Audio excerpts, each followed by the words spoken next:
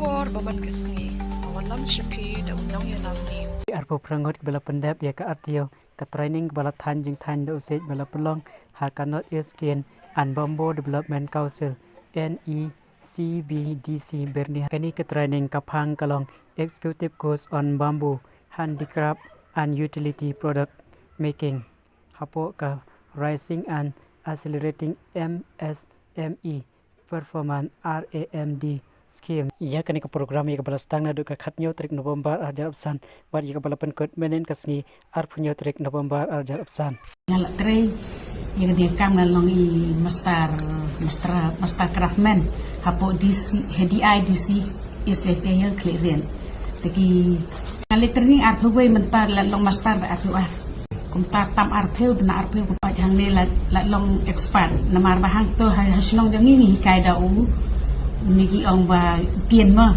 tengi pen sa ki tre cha ki ong be ki pot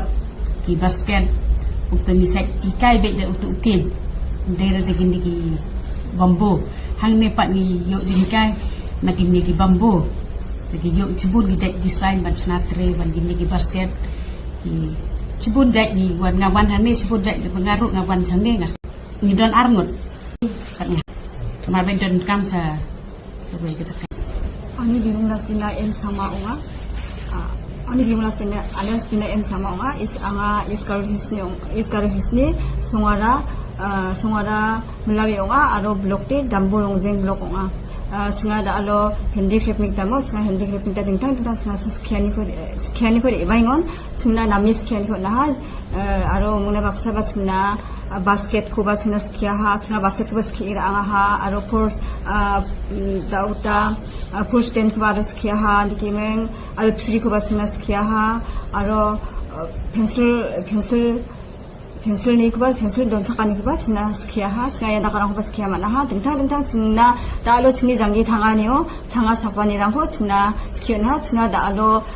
sinko industry ni kita iskaris ni kita sinko dalo ya ko ski rai tanga sakpani ko dake sana kita dalo sinko ya mina watataha maina singi ya nuna ibaniara gamchat pi ki bonga maina singi jangi tangani ko dingtangat na kita ba tangdo kata ba ri ba aro singa dingtang tanga sakpani no skia mukang chi singi ski dapani dongkuinga maina singa skianirango singa 주응부자 아로 banyo iki kubor baman kesni subhawan subscribe ka channel unang yalam news kumle shibu